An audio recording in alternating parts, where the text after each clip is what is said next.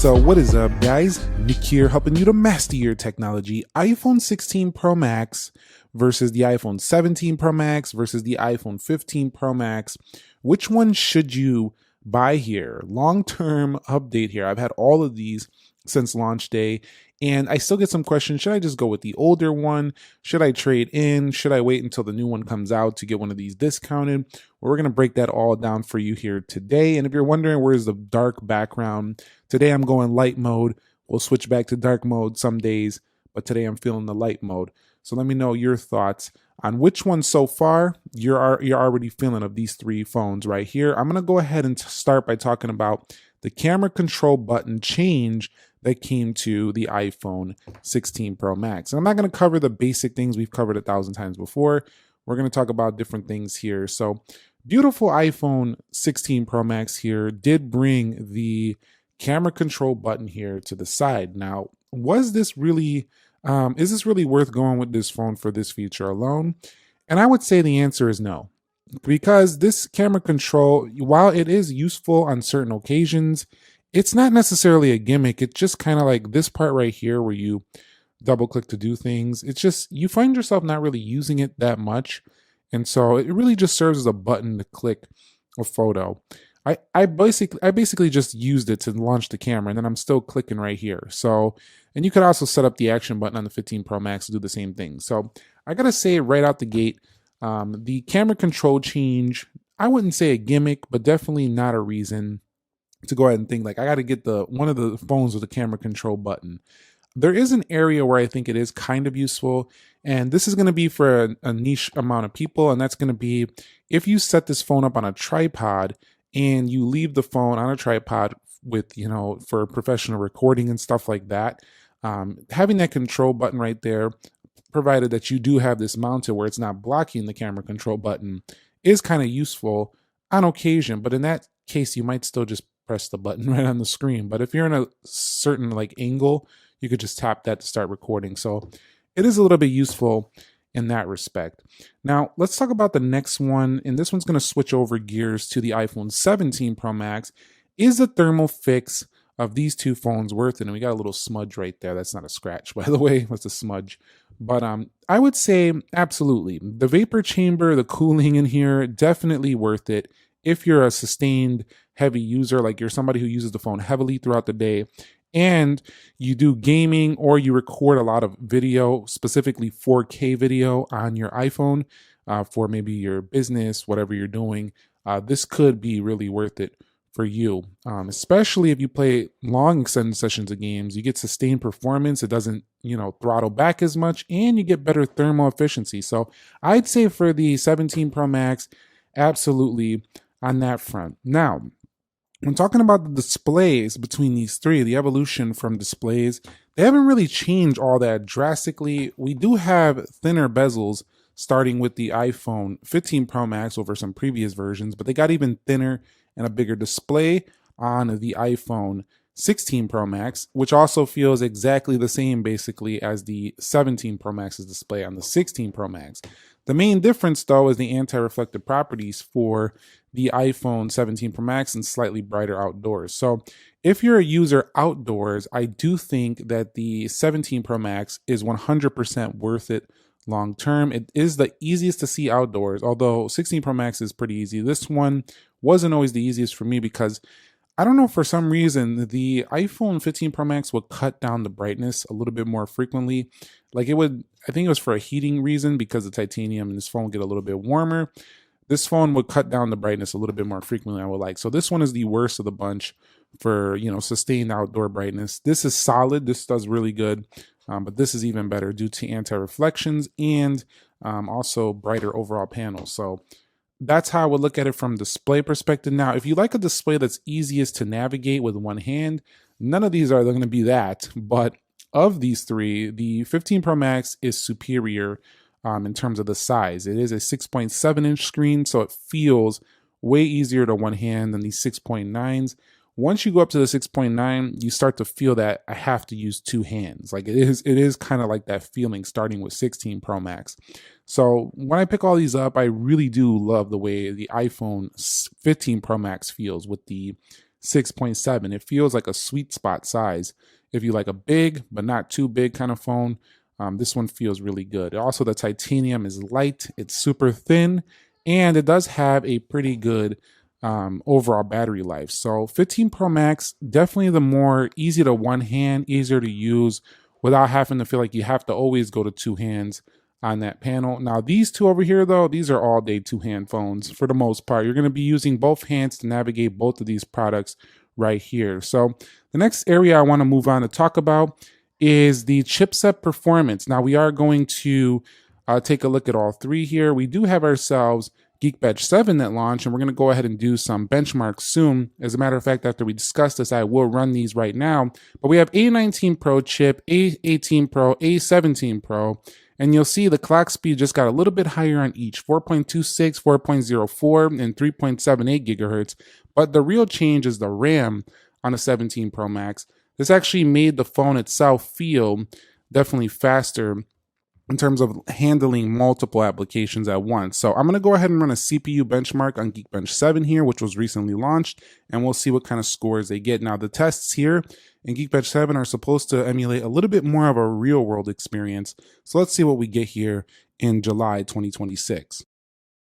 And so as expected, the 17 Pro Max, the newest phone, is done with a 3327 in the single core, 9135 in the multi-core.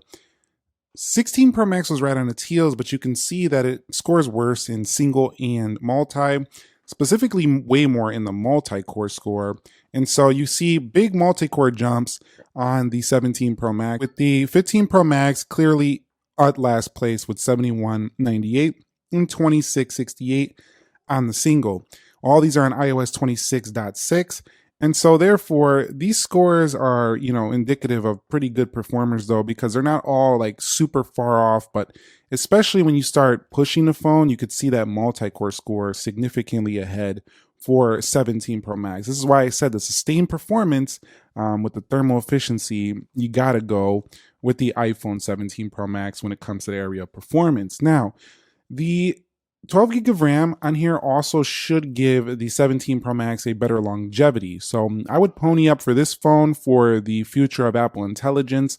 Also, having that extra RAM is going to allow for this device to give you just a little bit more headroom as the updates start to roll in over the years. More major software updates come in. I do think the 17 Pro Max is worth it simply for that RAM alone. With these ones having 8 gigs of RAM, they will likely still perform really well in daily tasks, but as the newer versions come out, they might start to slow down a bit on multitasking and like changing out, going between different apps. Tons of apps might start to close a little bit more frequently than you might like down the line. So they'll remain strong single core performers, but I do think multi-core long term, I would go 17 Pro Max for sure. Now, let's do a little bit of a battery life reality check.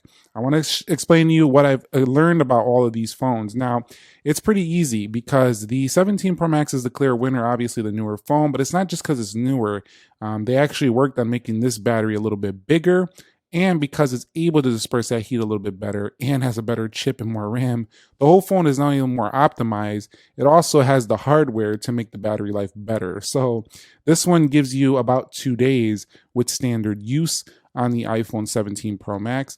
Unless you're a heavier user, you're going to about a day and a half.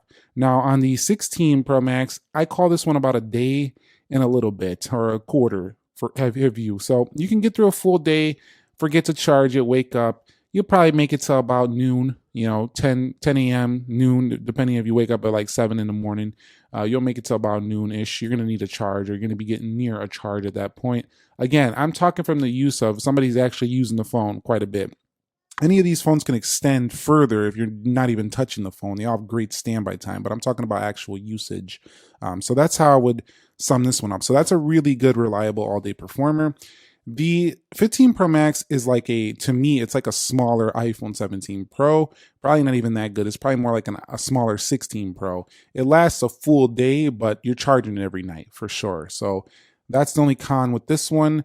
However, you still will finish the day not too concerned. Not a lot of battery anxiety with this one either. It'll make it the full day. It's just you're not waking up the next day confident with this one. So that's how I would sum up the battery life right now on all three of these and how I feel about them.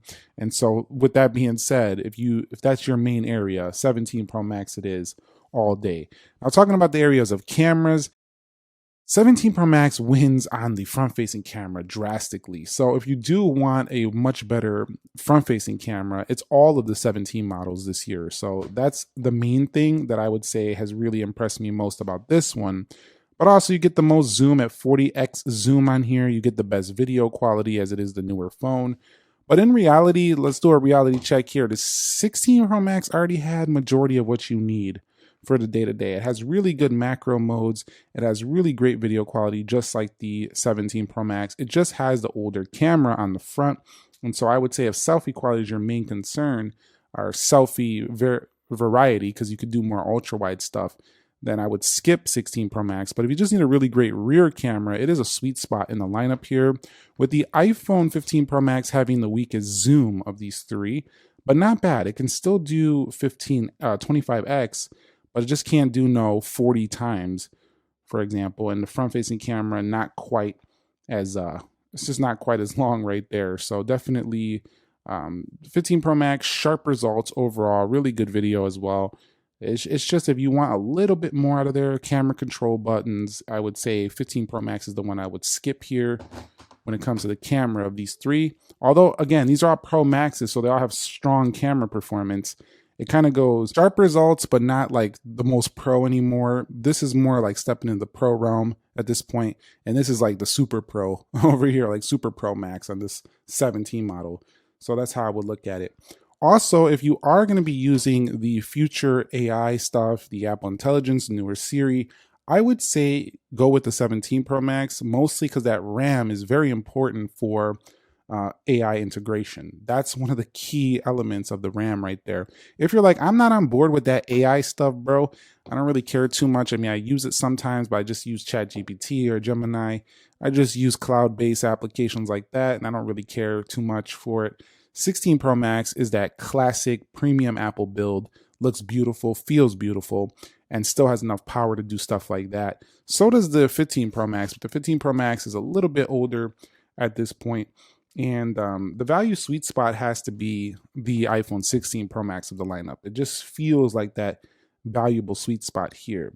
Fastest charging goes to the 17 Pro Max, but none of these charging blazingly quick, like super fast OnePlus style charging or anything like that. So they're not none of them are going to blow your socks off, but they can all do a pretty good job at charging. This one just quite a bit slower and warms up quite a bit more on a 15 Pro Max. Now, resale-wise, it's pretty obvious that the oldest phone is going to be depreciated the most. But in terms of the way they feel in hand, I think that the 17 Pro Max is one of the weakest here because it loses that beautiful premium luxurious look of these titanium models right here. I think it looks more function over form, and I think also that it just feels cheaper with the aluminum. So this one to me is not the one to pick if you want that luxurious classic Apple, like super high-end feel. I would go with the 16 Pro Max here, as this one has the beautiful desert titanium. It has a beautiful layout. It just feels like $1 million in the hand. This one right here, just absolutely stunning in terms of the looks for sure. If you want that luxurious feel to it right here. And the iPhone 15 Pro Max is no slouch in that department either, but I actually miss some of the stainless steel builds. Those things were just unbelievably hefty and just really premium feeling. But it just kind of goes smooth, modern, over here versus a little bit heftier and a little bit lighter on the iPhone 15 Pro Max. So final verdict is in. For the power user in you, go with the 17 Pro Max. This is the one you want if you want the cooling, you do gaming, you do 4K video. The value-seeking person who wants 90% of what iPhone offers, go with the iPhone 16 Pro Max. This one right here is the value beast that you can get right now of these three. And then if you want to, you're just a casual user, you still want a max phone, you want a really good camera, your budget's a little bit tighter, and you just want really good performance, and you want just a nice premium phone. You don't care if you get a second hand. 15 Pro Max is an awesome pickup right now. All of these still have several major updates left. 15 Pro Max probably down to about 3 to 4. This one right here probably got about 4 to 5 left, and over here you still got for sure 5 left, maybe 6 on the iPhone 17 Pro Max, because we're barely on its first year. We're going to go into 27. So all these are still great options, but you've seen how in this video how I feel about all of them, and maybe this helps you out to figure out which one you're going with. And if the question is on your mind, well, why would I get any of these when the 18 Pro Max is around the corner? If that's you, then I would say for sure, why just stick it out? We'll see what happens then, and stay tuned, because we'll compare all these to the 18 Pro Max as well. Look forward to seeing you then. I'll catch you on the next episode. Nick here. Be sure to be well, and peace.